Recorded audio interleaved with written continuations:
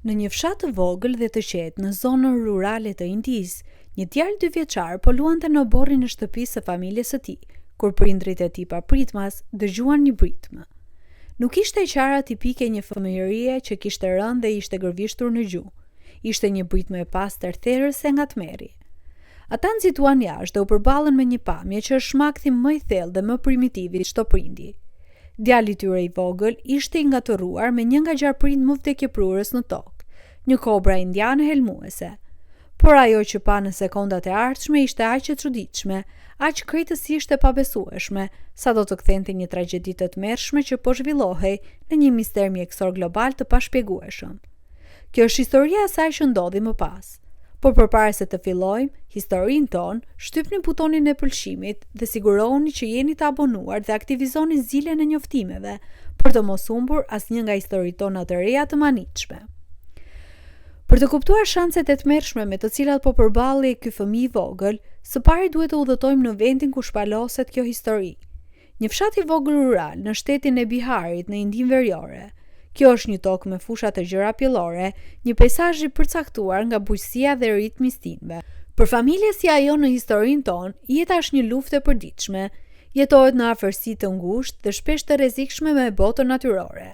Shtëpitë e tyre shpesh janë struktura të thjeshta me tulla balte, të përshtatshme për klimën e nxehtë, por gjithashtu ofrojnë qasje të lehtë për kafshët e egra të bollshme të rajonit. Edhe në këtë pjesë të botës, këto kafshë të egra përfshin disa nga krijesat më të rrezikshme në planet. Kjo na çon në një realitet të fshehur dhe të tmerrshëm. India ka krizën më vdekjepruese të kafshimeve të gjarprinjve në botë. Çdo vit vlerësohet se mbi 58.000 njerëz në Indi vdesin nga kafshimet helmuese të gjarprinjve. Ky nuk është një numër historik. Ky është realiteti i jetës moderne. Është një epidemi e heshtur, një krizë shëndetësore publike e përditshme që zhvillohet në fshatrat e largëta dhe komunitetet bujqësore. Arsyeja për këtë është një stuhi e përsosur faktorësh. India është shtëpia e një popullsie të dendur, si të njerëzve, ashtu edhe të gjarprinjve shumë helmues, dhe zgjerimi i bujqësisë do të thotë se botët e tyre përplasen vazhdimisht. Më të rrezikshmit nga këta gjarprinj janë si 4 të mëdhenjt. 4 speciet përgjegjëse për shumicën ndërmuese të vdekjeve dhe më ikonikja, më e frikshmja dhe më e nderuara nga të gjithë këto është kobra indiane. Kobra indiane ose naja naja është një kryevepër e evolucionit dhe një krijesë me rëndësi të madhe kulturore. Menjëherë e dallueshme nga koka e saj e frikshme, të cilën e hap kur ndihet e kërcënuar, kobra është një simbol i fuqisë së rrezikut dhe hyjnisë në kulturën indiane. Shpesh lidhet me zotin e fuqishëm Shiva, por bukuria e saj fshin një sekret vdekjeprurës. Helmi i kobrës është një neurotoksinë e fuqishme dhe me veprim të shpejtë. Kur kafshon ajo injekton një koktejl kompleks toksinash që menjëherë fillon të sulmojë sistemin nervor të viktimës. Simptomat janë të frikshme. Helmi shkakton paralizë progresive, duke filluar me shqipalla të varura dhe vështirësi në gëlltitje, dhe duke kaluar shpejt në një paralizë të plotë të muskujve të frymëmarrjes. Pa trajtim të menjëhershëm dhe të konsiderueshëm me antivenom, një kafshim i plot dhe i helmueshëm nga një kobër e rritur është një dënim me vdekje. Viktima mbetet e vetëdijshme por e paaft për të lëvizur, ndërsa gadal në mënyrë të tmerrshme mbytet deri në vdekje.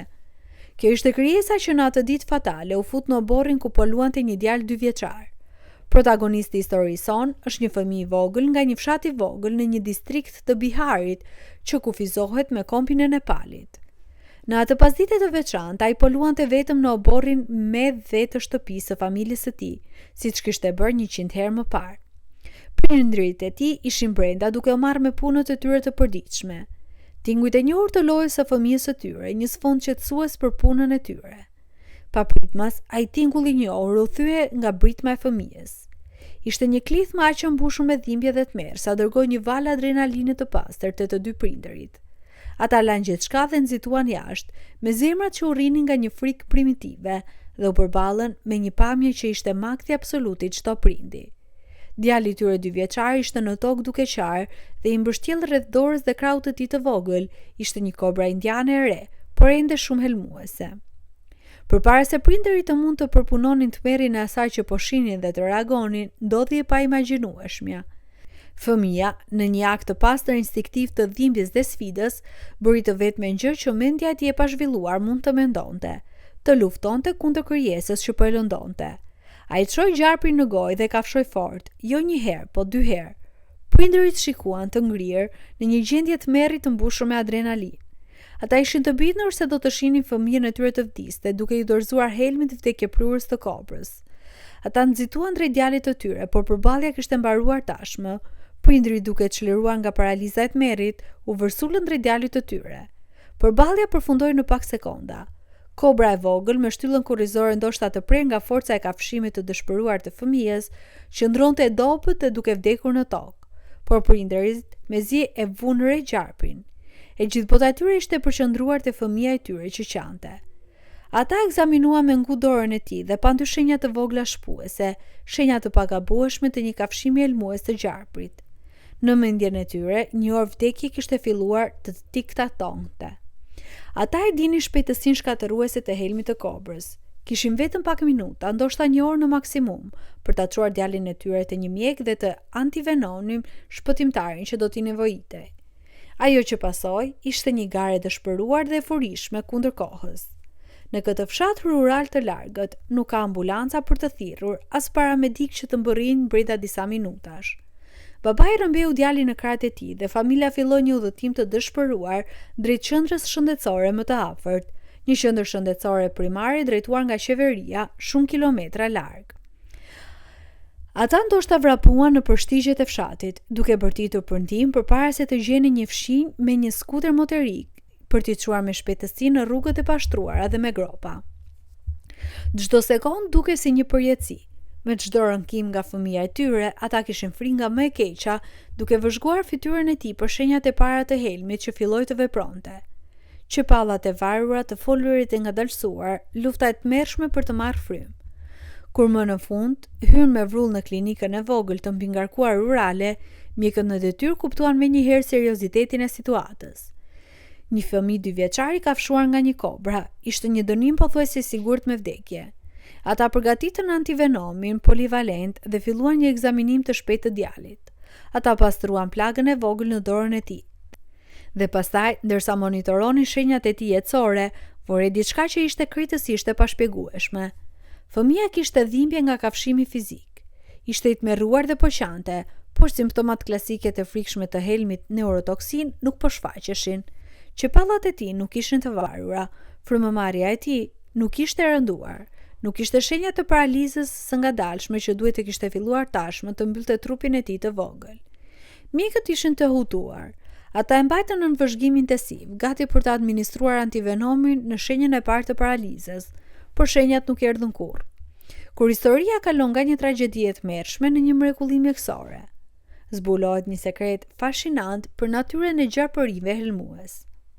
Përgjigjja se si ky fëmijë mbijetoi një kafshimi nga një nga gjarpërinjtë më vdekjeprurës në botë qëndron në një fenomen të njohur si kafshimi i thatë.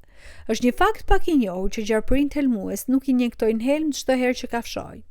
Helmi është një përbërës biologjik kompleks dhe i kushtueshëm nga pikpamja metabolike për t'u prodhuar. Qëllimi i kryesor për gjarpërinjtë nuk është mbrojtja, është të imobilizojnë dhe të fillojnë tretjen e gjahut. Prandaj gjarpërinjtë mund dhe shpesh kontrollojnë sasinë e helmit që injektojnë. Një kafshim mbrojtës i dhënë nga frika ose në një reagim të befasishëm, shpesh është një kafshim i thatë, ku gjarpërinj godet dhe kafshon, por injekton pak ose as pak helm. Është një paralajmëri, një mënyrë për të thënë, lëm vetëm, pa humbur mjetin e tij të çmuar të gjuetisë. Vlerësohet se deri në 50% të gjitha kafshimeve mbrojtëse nga kobrat mund të jenë kafshime të thata. Fëmia në fatkeqësinë e tij të pabesueshme për të ndeshur me gjarprin kishte qenë gjithashtu përfituesi një fatkeqësie të pabesueshme. Kobra e re, ndoshta e befasuar nga fëmia, kishte dhënë një kafshim mbrojtës të thatë. Reagimi i çuditshëm dhe agresiv i djalit për të kafshuar gjarprin mbrapsht, ndonse tronditës, nuk kishte ndikim në mbijetesën e tij nga helmi. Ai tashmë ishte kursyer nga ky fat, nga vetë gjarpri. Pas disa orësh vëzhgimi në klinik, mjekët në një gjendje habie profesionale deklaruan se djali ishte në gjendje të qëndronte dhe krejtësisht jashtë rrezikut. Ai u trajtua për plagën e vogël në dorë dhe përfundimisht u lejua të shkonte në shtëpi me prindërit e tij të lehtësuar jashtëzakonisht. Historia e fëmijës që u kafshua nga një kobër e vrau atë duke kafshuar mbrapsht dhe i mbijetoi këtij takimi. shpejt u bë një legjendë lokale dhe më pas një lajm viral ndërkombëtar. Është një histori aq e çuditshme dhe aq e pabesueshme sa tingëllon si një copë folklor, por është një histori e vërtetë, një histori që nxjerr në pa vijën e hollë të vazhdueshme midis jetës dhe vdekjes, që është një realitet i përditshëm për miliona njerëz në zemrën rurale të Indisë. Është një dëshmi e natyrës së paparashikueshme të egër, ku një situatë mund të kalojë nga paqësore në vdekje prurëse në pak sekonda. Dhe së fundi, është historia e vullnetit të pabesueshëm dhe primitiv për të mbijetuar. Një instinkt sfidues aq i fuqishëm sa mund të bëjë një fëmijë 2 vjeçar përballë një grabitqari vdekjeprurës të kafshojë mbrapsht.